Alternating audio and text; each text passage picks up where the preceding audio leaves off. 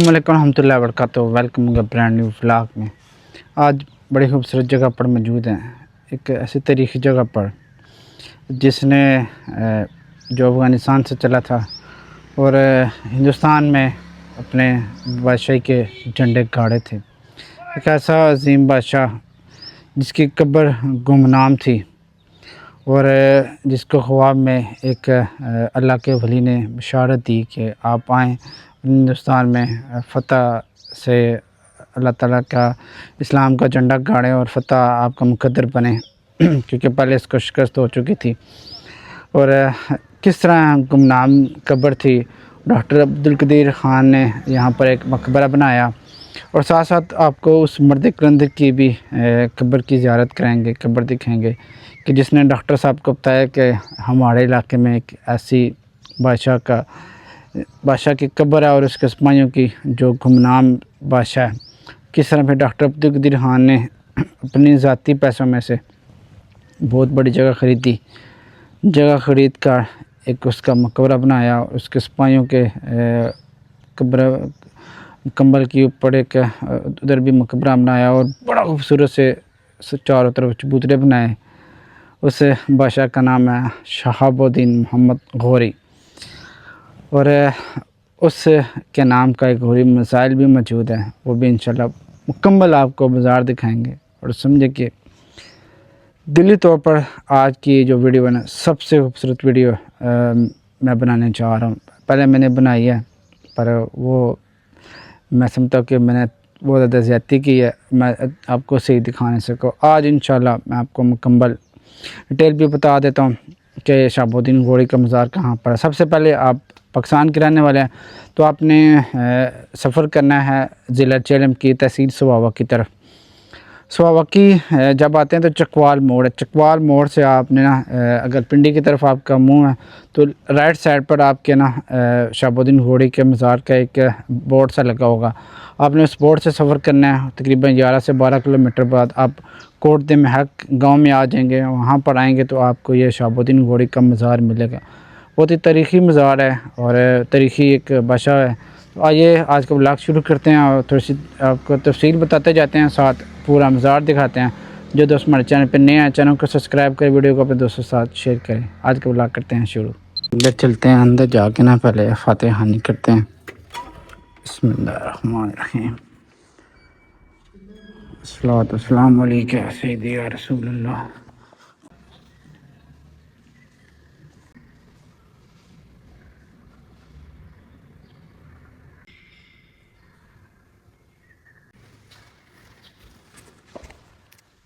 पहले तो ये ख्याली तस्वीर है शहाबुद्दीन मोहम्मद गौरी की, साथ साथ ये लिखा हुआ है एक इब्राहिम गौरी। इसकी रेंज है 1500 kilometre. Successful test fire on Monday 6 April 1998। और ये गौरी मिसाइल का नाम उन्होंने समझे कि खाली एक कुतबा सा लगाया हुआ लोहे का, ये गौरी मिसाइल। और साथ ये हाजी डॉक्टर मोहम्मद अब्दुल कदीर ख़ान। वैसे क्या बात होती कि इनकी कब्र भी ना इधर गौरी के साथ ही होती। ये दी निशान इम्तियाज़ 2 बार, हलाल इम्तियाज़ 1 बार। यह जी डॉक्टर मोहम्मद अब्दुल कदीर ख़ान। सलाम है जी डॉक्टर साहब आपको कि आपने गुमनाम बादशाह की कब्र पर एक बहुत बड़ा खूबसूरत सा मकबरा बनाया और इसके नाम का एक गौरी मज़ार भी बनाया है। क्योंकि इंडिया ने ना पृथ्वी राज चौहान के नाम पर एक मज़ार बनाया था, तो फिर डॉक्टर साहब ने गौरी के नाम पर एक बहुत खूबसूरत सा मज़ार बनाया है। तो चलें चलते हैं उस तरफ, आपसे थोड़ा सा दिखाता हूँ। मैं मकबरे के बाहर की तरफ आया हूँ और काफ़ी बड़ी तफसील है, 4 दीवारी है। काफ़ी बड़ी जगह पर ना जगह ली गई है सरकारी। डॉक्टर अब्दुल कदीर ख़ान ने अपने नाम पर ये जगह ख़रीदी थी और अपने ज़ाती पैसों में से इस जगह पर बड़ा खूबसूरत सा ना एक मकबरा बनाया। ये 4 दीवारी थी। मैंने कहा पहले आपको मैं बाहर से दिखाऊँ, फिर ये थोड़ा सा ना अंदर से भी दिखाता हूँ और साथ साथ जो हिस्ट्री है वो भी इंशाल्लाह आपको ना मैं बताता जाता हूँ। तो अभी चलते हैं पहले अंदर और अंदर से थोड़ी सी तफसील बताता हूँ मैं आपको जाके। बात करते हैं शहाबुद्दीन गौरी।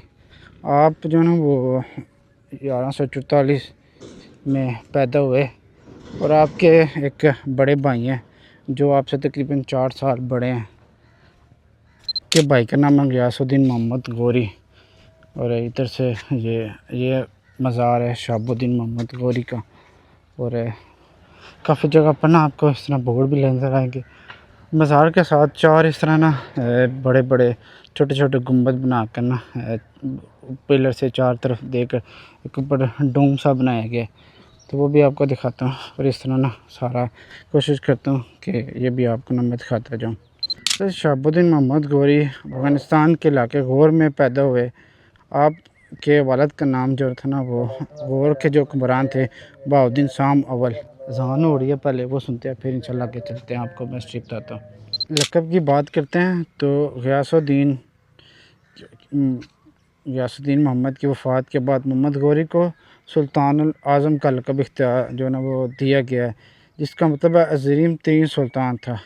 कुतुब मीनार ये इंडिया में मौजूद है, एक कॉलोनी है जिसके कुछ सुनहरी टेक्सटाइल हिंदुस्तान में गर्दिश करते हैं। महमूद को सिकंदर लसानी के नाम से भी याद किया जाता है। मोहम्मद गौरी के दरबारी इन्हें इस्लाम के दाई के तौर पर भी पेश करते हैं और इन्हें सुल्तान गाज़ी मुक़द्दस जंगजुओं का सुल्तान है, इसके माने सुल्तान गाज़ी का लक़ब जो है ना वो करार देते हैं। इन साथ ये देखना जितना भी एरिया ना ज़्यादातर ना जो ये दरबार शरीफ की तरफ आता है मार्बल के टाइल लगे हैं।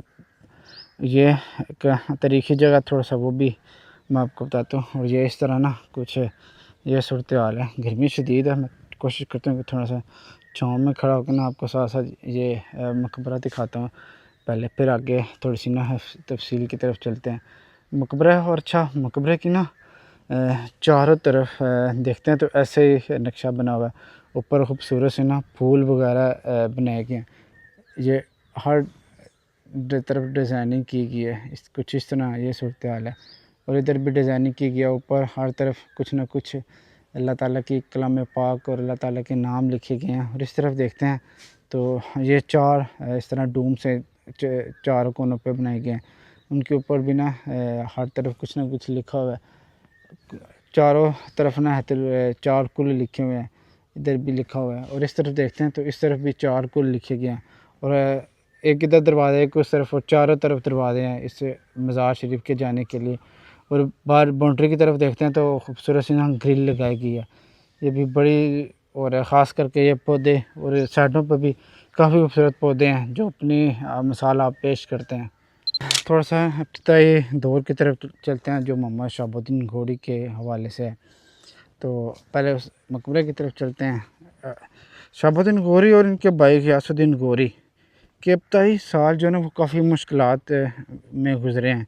इनके चचा थे अलाउद्दीन हुसैन, जिसने गजना में अपनी मुहिम के बाद इब्तिदाई तौर पर इन्हें संजा के गवर्नर मुकर्रर किया था। ताहम सूबे की इनकी मौसर इंतज़ामिया ने इनके अरूज के बारे में मशकूक व शुबहात में मुब्तला कर दिया और अपने इख्तियार को ममनू चैलेंज को देखते हुए इसने अपने भतीजों को गरिस्तान के किले में कैद करने का हुक्म दिया। क्योंकि बाज़ क्या होता है कि डर होता था कि ये मेरे आके ऊपर ना हमला ना कर दे या मेरे बादशाह को ना ख़रीद ले, तो इसलिए फिर इनको ना उनके चचा ने जो ना वो कैद कर दिया था। अगरचे 1961 में जब उनके चचा की मौत हो गई तो उनके बेटे ने सैफुद्दीन ने इनको शहाबुद्दीन और इनके भाई को कैद से रिहा किया और बाद में बल्ख के खाना बदोश गौस के ख़िलाफ़ जंग में वो हलाक हो गए थे, जो इनके चचा के बेटे थे सैफ। हम इस आ चुके हैं खूबसूरत से घर के पास। ये कमरे से बने हुए हैं, तरीक़ी कमरे हैं। थोड़ा सा मैं अपना वापस से लेके चलता हूँ। ये बोर्ड सा लगा हुआ है, बोर्ड में आपको ना दिखाता हूँ। इस बोर्ड के ऊपर क्या लिखा है, ये लिखा हुआ गैर मुतल्लिक़ा अफ़राद का आगे जाना मन है। तो ज़्यादा तो हमने लिया कभी बाइक गार्ड किया, वैसे तो मेरे दोस्त है उन्होंने कॉल किया, इंशाल्लाह आपके तार जाके तारफ़ रहता हूँ। उन्होंने कॉल किया पर वो लड़का बोल रहा था कि मैं जुम्मे की नमाज़ के लिए गाड़ के आऊँ तैयारी करने का। तो फिर मैंने ज़हमत नहीं दी, मैंने कहा यार चलो छोड़ो आप क्या, ये तो मैं आपको ना अंदर से भी दिखाता हूँ। अंदर से क्यों दिखाने का वजह मेरी वही वजह ये कि ये जो कमरे हैं ना, यहाँ पर डॉक्टर अब्दुल कदीर ख़ान साहब आके अपनी रिहाइश इख्तियार करते थे। जब वो कुछ टाइम के लिए यहाँ पर आते थे तो यहाँ पर आके ना इन कमरों में वो अपनी रिहाइश रखते थे और इधर आके कुछ देर जो है ना वो आराम करते थे। तो ये बड़े तरीक़ी कमरे भी हैं, तरीक़ी जगह भी है। देखते हैं इस तरफ दीवार शर भी है, पीछे गाड़ा। तो ये वो कमरे हैं जहाँ पर डॉक्टर अब्दुल कदीर खान साहब अपनी जो है ना वो आके कुछ दिन बसर करते थे और इस बादशाह को सलाम पेश करने आते थे। इधर से आगे फिर चलते हैं। और इसके जब वो उनको कैद से रिहाई मिली तो फिर उसके बाद जो मोहम्मद गौरी है ना, ये अपने एक और चचा उसके दरबार में जाके पेश हो गया और उसकी दरबार में उन्होंने पनाह ले ली। 1163 की बात है, जब सैफुद्दीन के बाद तख्त संभाला इसके भाई ने, और मोहम्मद गौरी को अपने दरबार में मामूली अफसर के तौर पर रखा गया, जिसके नतीजे में वो सत्यान के दरबार में सबकोश हो गए। और शहजादे की हैसियत से मोहम्मद गौरी की इब्तदाई जो मुहिमात के आगाज़ होता है ना, इसे अगोज़ कबाइल को ज़ेर करने की हिदायत की, जो कि तुर्की का एक कबीला था। और साथ साथ ना मैं आपको एक और जगह पर भी लेके चलता हूँ। और फिर इसने जो है ना वो अपनी आस्ता आस्ता जो है ना वो ताकत गौरी ने बढ़ाना शुरू की। और फिर वो चलता चलता उसने ना कंदहार को एक अड्डे के तौर पर इस्तेमाल किया और गौस की सल्तनत पर मुतअद्दिद बार हमला किया। और गयासुद्दीन के साथ मिलकर उन्होंने फैसला कुन तौर पर गौस को शिकस्त दी और 1169 में मौजूदा मशरक़ी अफ़गानिस्तान के कुछ दीगर इलाकों के साथ गजना को भी फ़तह करके फतह के साथ आगे बढ़ाया। जल्द ही मोहम्मद गौरी की ताजपोशी की गई और 1173 में गजना में हुई ताजपोशी। और फिर इसको ना एक और वसी जो ना वो सल्तनत मिली। फिर इसने फ़िरोज़ा को एक दरा था वहाँ पर ये तशरीफ़ लाया और फिर उधर से इसने एक मोहम्मद गौरी ने गजना शहर को एक लॉन्च पैड के तौर पर इस्तेमाल किया ताकि इंडस डेल्टा और इसमें के आगे जितने भी इलाके थे ना इनको फ़तह किया जा सके। 1174 में मोहम्मद गौरी ने तजिकिस्तान मुल्क है, अफ़गानिस्तान के बिल्कुल साथ लगता है ये मुल्क, में संग्राम के गौस के ख़िलाफ़ एक मुहिम की क़यादत की और उन्हें ज़ेर कर लिया। खबरें ये शहाबुद्दीन गौरी के साथी थे न जो इनके साथ जिनको कत्ल किया गया था, ये तीनों की राम गए गुमनाम मुहाफ़िज़ हैं। इधर भी फ़ातिहा हामी पढ़ते हैं और फिर इंशाल्लाह आगे चलते हैं। बिस्मिल्लाहिर्रहमानिर्रहीम अल्हम्दुलिल्लाह। कब्रें हैं ऊपर इसके बिना बड़ा खूबसूरत सा गुंबद बनाया गया, 4 पिलर हैं इसके और साइडों पर ना एक ग्रिल सी लगी हुई है बड़ी खूबसूरत सी। और ये कमरे हैं जहाँ पर डॉक्टर साहब वहाँ के क़याम पज़ीर होते थे। और चलते हैं इस तरफ आगे भी।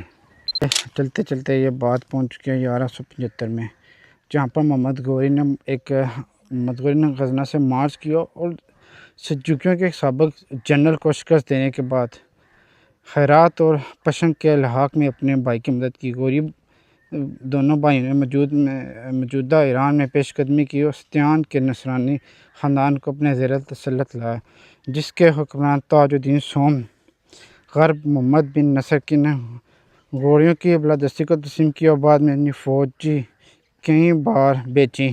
इनकी जंगों में गौरी की जितनी भी जंगों थी फिर गौरियों के साथ मदद की। बाद में गयासुद्दीन बलख और एहसान में हरास मिलकर इलाकों पर इसने कब्ज़ा करवाया साथ मिलकर। शहाबुद्दीन गौरी वैसे है तो अपने भाई के साथ था, पर कुछ टाइम के बाद इसने अपने भाई का नैब था, इसने अपने भाई को नैब छोड़ा और फिर इसने गजनी में आकर एक आज़ाद हुक्मरान की हैसियत से हुकूमत की और पाकिस्तान के शुमाली हिंदुस्तान को फ़तह करने की तारीख़ में मुस्तकिल मुकाम पैदा कर लिया। भाई के इंतकाल के बाद वह पूरी गौरी सल्तनत का हुक्मरान बन गया था। फिर आगे फतवात इसकी जॉब का नाम मैं सुनाता हूँ, अभी बताता हूँ। तो बंदों के लिए ना यहाँ पर मुख्तलिफ़ किस्म के बेंच भी रखे गए हैं, आप यहाँ पर आकर ना बैठ सकते हैं। वैसे पिकनिक तो नहीं है, पर यहाँ आके इस्लाम पेश करें और कुछ देर के लिए आ सकते हैं। काफ़ी ज़्यादा ना पौधे भी लगाए गए हैं, एक वो भी कमरा सा है उसके पास भी चलते हैं। तो शहाबुद्दीन मोहम्मद गौरी फ़ौजी करवाइयाँ जो है ना वो शुरू की, मौजूदा पाकिस्तान के इलाके से शुरू हुई और वो मशहूर जो एक दरा खैबर की बजाय दरा गुम्मल से पाकिस्तान में दाखिल हुआ। इसने सबसे पहले मुल्तान और ऊंच पर हमले किए, जो गजनियों के ज़वाल के बाद एक बार फिर इस्माइली फ़िरके का गढ़ बन चुके थे। ये इस्माइली एक तरफ से मिस्र के फ़ातिमी खुलफा के साथ और दूसरी तरफ हिंदुस्तान के हिंदुओं से करीबी ताल्लुक़ कायम किए हुए थे। ये ऐसे खबीस थे। गौर के हुक्मरान आम मुसलमानों की तरह अब्बासी खिलाफत को तस्लीम करते थे और इस्माइलियों की सरगर्मियों को मुसलमानों के मफादात के ख़िलाफ़ समझते थे। ये जी कुछ कमरे हैं जहाँ पर ये लोग वगैरह ना मौजूद होते हैं, जो इधर इनके ऑफिस वगैरह में जो इस देखभाल करते हैं।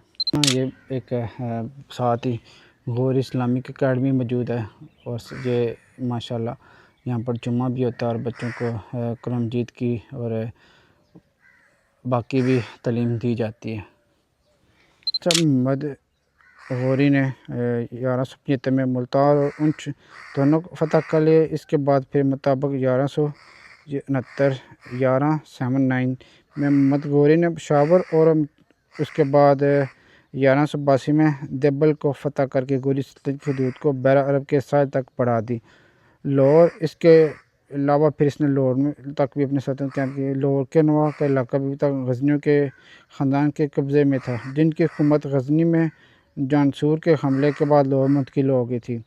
शहाबुद्दीन मोहम्मद गौरी ने 1186 में लाहौर पर कब्ज़ा करके गजनी ख़ानदान की हुकूमत को बिल्कुल ख़त्म कर दी और गौरी भाइयों ने ग़ियासुद्दीन महमूद के साथ मिलकर मगरबी वस्ती अफ़गानिस्तान में वाक़ अपने दारुल-हुकूमत फरीदाकोह से ख्वारिज़मियों के साथ एक तवील लड़ाई में हिस्सा लिया।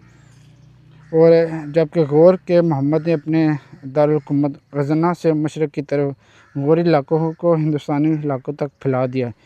हिंदुस्तानी इलाकों में मुहिम और मुहिमात और गंगा के मैदान में मुनाफा बख्श हिंदू मंदिरों को मसवार करने से निकाली गई लूट मार ने मोहम्मद को गजना में एक बहुत बड़ा ख़जाना फराहम किया, जिसके मुताबिक तारीख़दान जो लिखते हैं वो तकरीबन 60,000 किलोग्राम जो ज़ेवरात थे ना, या 1500 मन ज़ेवरात जो उनको ना उस टाइम मिले थे उधर से।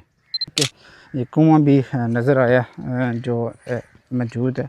इसमें मेरा ख्याल अभी ना इसको ना बंद कर दिया गया वैसे, और इसमें पानी बिल्कुल पानी ये सामने ही नज़र आ रहा है। पानी अभी पता नहीं से क्यों नहीं निकालते, वैसे तो पानी सामने ही है। तो ये पानी लेके ना इधर लोगों को वैसे इस्तेमाल कराते थे। गजनियों को खाट फेंकने के बाद मोहम्मद गौरी ने पंजाब के बेशतर इलाकों पर कब्ज़ा किया।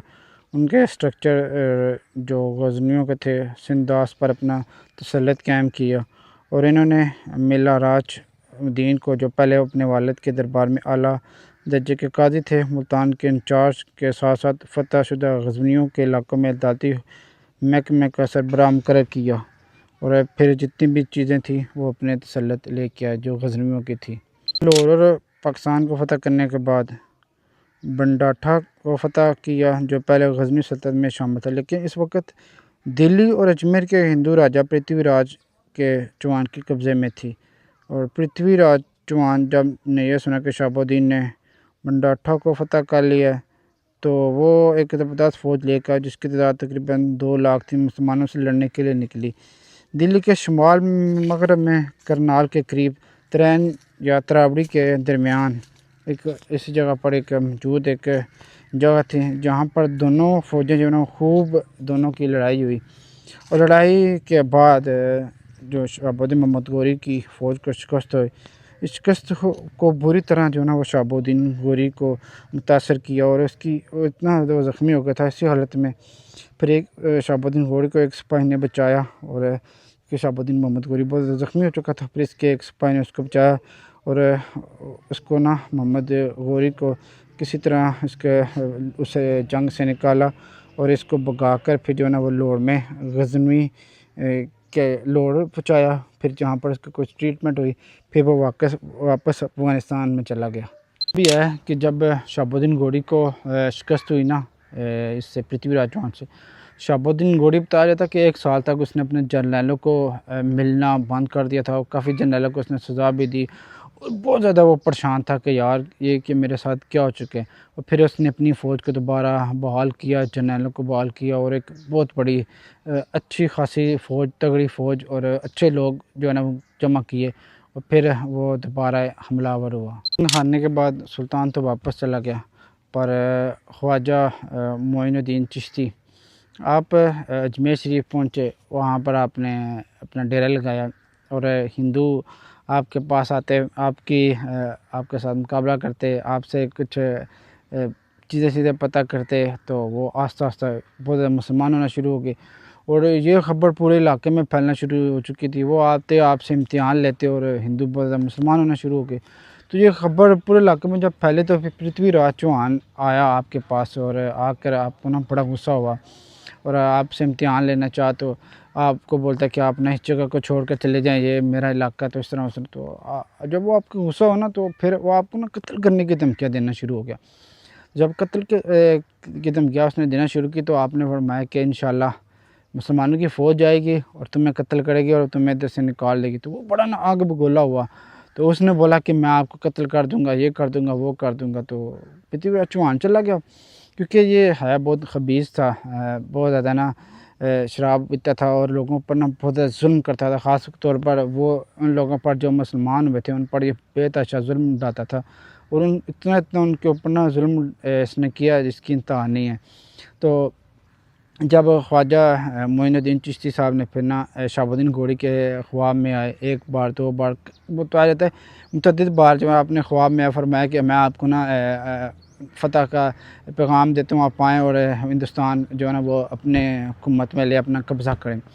तो शहाबुद्दीन घोड़ी काफ़ी उसने उलमाए किराम के साथ उसने बातचीत की। फिर आखिर फिर वो अपनी 1.5 लाख फ़ौज लेकर हिंदुस्तान पर हमला करने के लिए चल निकला और उधर से पृथ्वीराज चौहान ने काफ़ी ज़्यादा बड़े-बड़े कबीलों के साथ मिलकर तकरीबन 3 लाख फ़ौज जो है ना वो इकट्ठी की। तकरीबन पृथ्वीराज चौहान ने तकरीबन 250 राज्यों से मिलकर ना तकरीबन फ़ौज तैयार की है। 250 जितने भी राज्य बनते हैं ना जो उस टाइम उसके हुक्मरान से उन उसने फिर फ़ौज जमा की और फिर दोबारा ही ये तराइन या तरावड़ी के मैदान में आमने सामने हुए। पृथ्वीराज चौहान ने मोहम्मद गौरी को ख़त लिखा, नसीहत की कि आप ना सिपाही लें और वापस चले जाएँ। यहाँ पर ना एक गौरी मिसाइल भी लगा हुआ है और साथ साथ एक और भी चीज़ है तो वो भी मैं आपको दिखाता हूँ। पहले अंदर चलते हैं, ये डोम आपको दिखाते हैं दोबारा। ये देखें ज़रा खूबसूरत से ना ये चारों तरफ 4 डोम बनाए गए हैं और अच्छा इधर देखें ज़रा उस दौर में जब ये मकबरा शुरू हुआ तो यहाँ पर ना मार्बल जो ना वो लगाया गया और इस सारे मकबरे के ऊपर भी मार्बल का काम हुआ और बड़ी ठंडी है इधर। देखें ज़रा कितना ज़्यादा उसने काम किया, कितना डॉक्टर साहब ने पैसा लगाया होगा और ख़ास करके जो साइडों पे ना बड़ी खूबसूरती के साथ फूल वगैरह बनाए गया, पेंटिंग की गई। ये उस दौर में क्या कमाल महारत के साथ ये पेंटिंग इसके ऊपर कारीगरी की गई है और क्या खूबसूरत लगती होगी जब ये मकबरा तैयार हुआ था। शुरू करते हैं फिर दोबारा कि पृथ्वीराज चौहान ने जब ना मोहम्मद गौरी को ख़त लिखा, बोला कि मेहरबानी करो और वापस चले जाओ, क्यों अपने फ़ौजियों के ऊपर ना ज़ुल्म कर रहे हो। तो फिर शहाबुद्दीन घोरी ने नहायत इत्मीनान के साथ जवाब दिया कि वो अपने भाई के हुक्म के मुताबिक अमल करता है और इसलिए बग़ैर जंग के वापस ना जाना नामुमकिन है। फिर अगले दिनों दोनों फ़ौज का आमना सामना हुआ। तकरीबन सूरज तुलू होता था और तुलू होता और मगरिब तक काफ़ी देर तक ना वो लड़ाई वगैरह दोनों की होती रहती थी। दूसरे दिन जब सूरज तुलू हुआ तो लड़ाई शुरू हुई।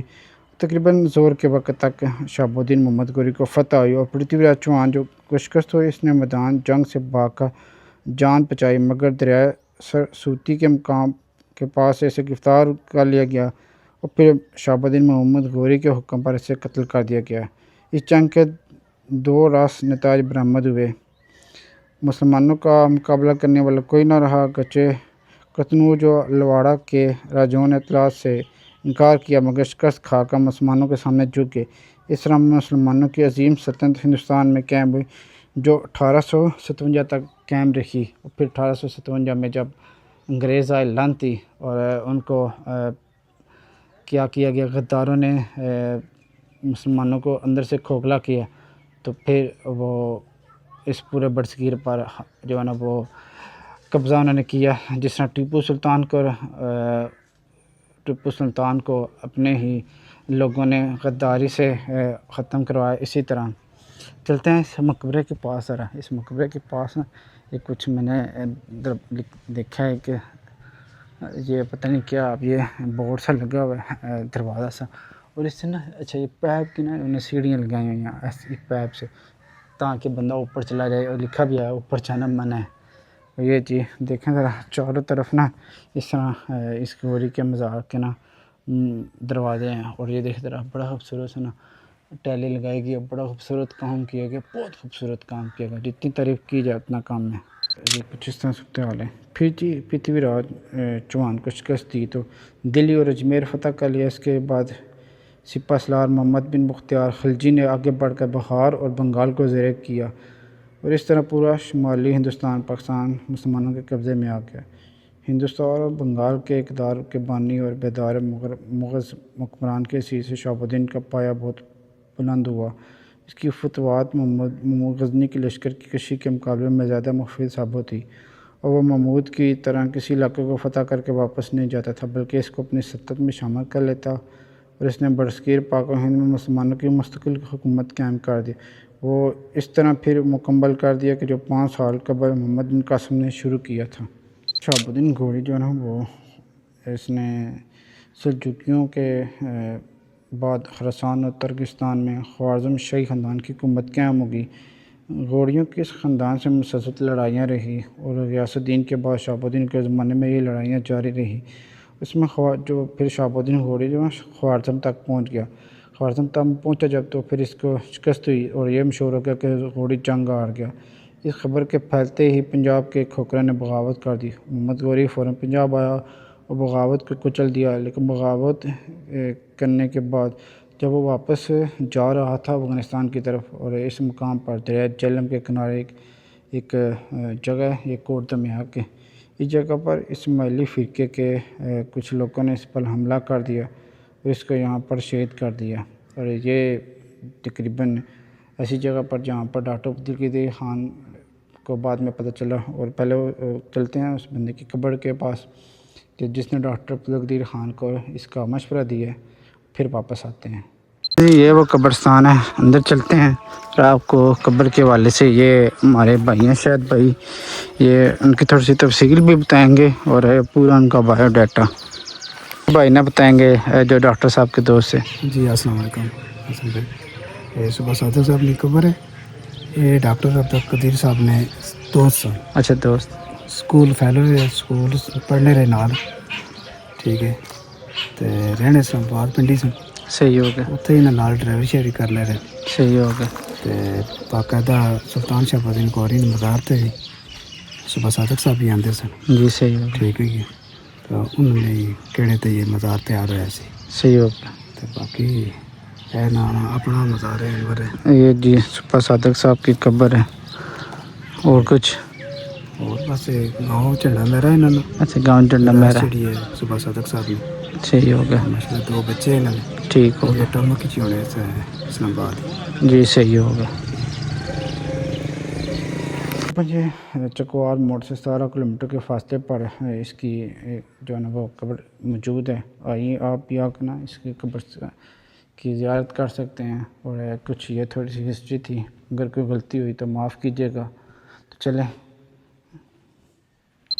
ये एक चबूतरा सा है और सेम सारों के ऊपर ना बड़ी खूबसूरत सी 4 कुल्ले लिखे हैं और इस तरह देखते हैं ज़रा बड़े खूबसूरत सी ना डिज़ाइन बनाकर ये जो पिलर के नीचे खूबसूरत से फूल बनाए गए और बड़ा खूबसूरत सा ये पिलर है। और इधर अगर हम खड़े होते हैं ना तो बड़ी खूबसूरत सी ना ठंडी हवा मेरे इलाके बाहर ना बड़ी गर्मी है, पर अंदर ना ठंडी हवा में फील हो रही है।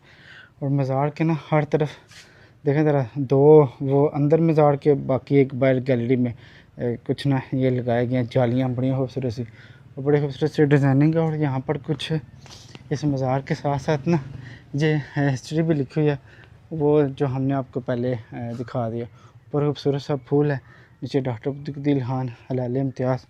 और इस जगह पर कुछ इंग्लिश में राइटिंग लिखी हुई है, वो हमने आपको पहले सारा हिस्ट्री वगैरह बता दिए।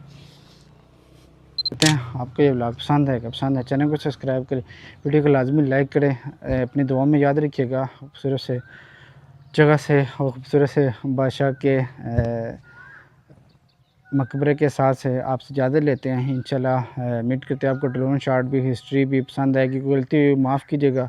इंशाल्लाह फिर मिलते हैं किसी और ब्लॉग के साथ। तक इजाज़त दे, अल्लाह हाफिज़।